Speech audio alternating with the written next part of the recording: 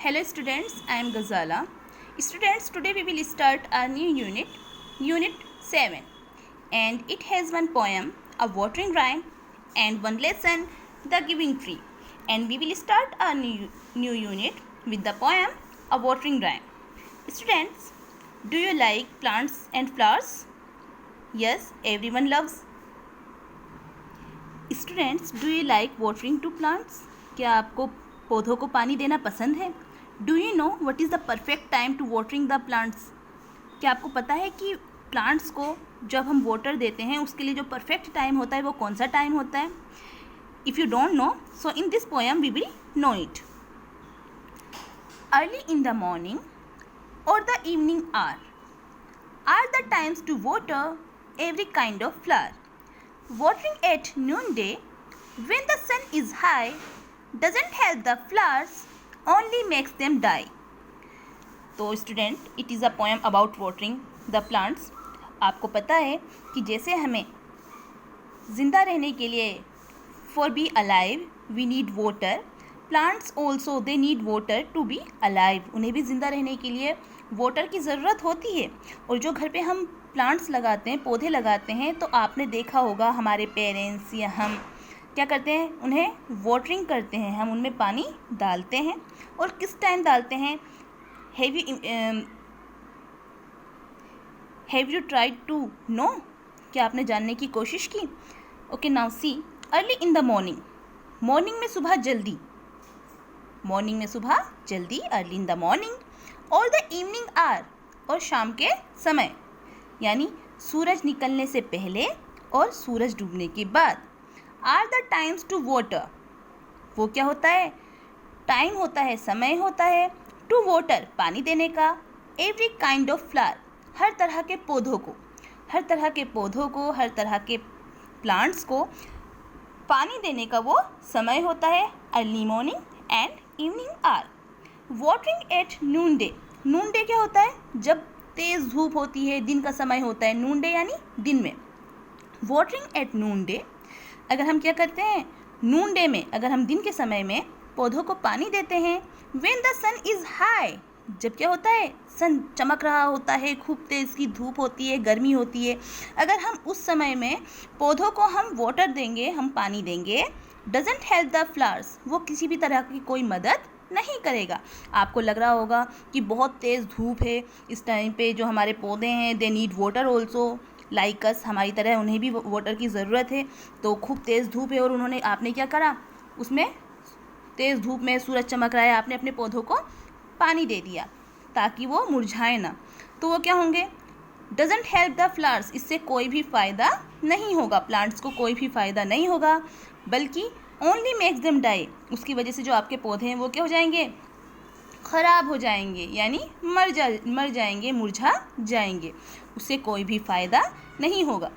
तो आपको पता चला कि जो हमें वाटरिंग करनी है, प्लांट्स को जो हमें वाटर देना है वो अर्ली मॉर्निंग और इवनिंग आवर्स में ही देना है. अगर हम उसे नून टाइम में पौधों को पानी देंगे तो हमारे पौधे क्या होंगे? ख़राब हो जाएंगे, मुरझा जाएंगे, मर जाएंगे. Now see it's second stanza. Also when you water at the roots, flowers keep their mouth where we should wear our boots. Soak the earth around them, then throw all the heat. The flowers will have water for their thirsty feet. Now see, also when you water, और जब भी आप क्या दें? पौधों को पानी दें. वाटर एट द रूट्स, तो उनके कहाँ पानी दें? उनकी जड़ों में. रूट्स यानी उनकी जड़ों में आप पानी दें. Flowers keep their mouths where we should wear our boots. Flowers का माउथ कहाँ होता है? फ्लावर का माउथ जो होता है जड़ों में होता है, जहाँ पे जैसे हमारे जो फीट हैं वहाँ पर हम शूज़ पहनते हैं, बूट्स पहनते हैं. हम तो वहाँ पे बूट्स और शूज़ पहनते हैं और माउथ से खाते पीते हैं.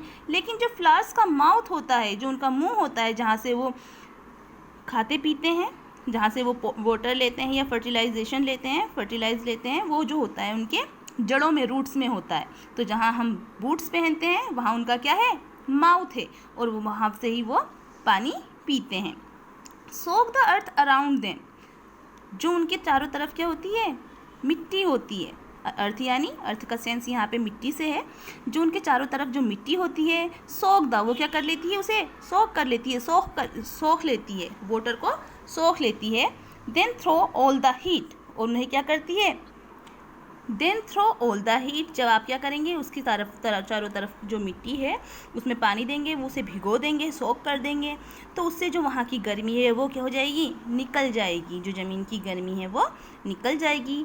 The flower will have water for their thirsty feet, जो फ्लावर्स हैं वो पानी पीते हैं, विल हैव वाटर, वो पानी लेते हैं, वो पानी लेंगे, फॉर देयर थर्स्टी फीट, अपने प्यासे जड़ों से।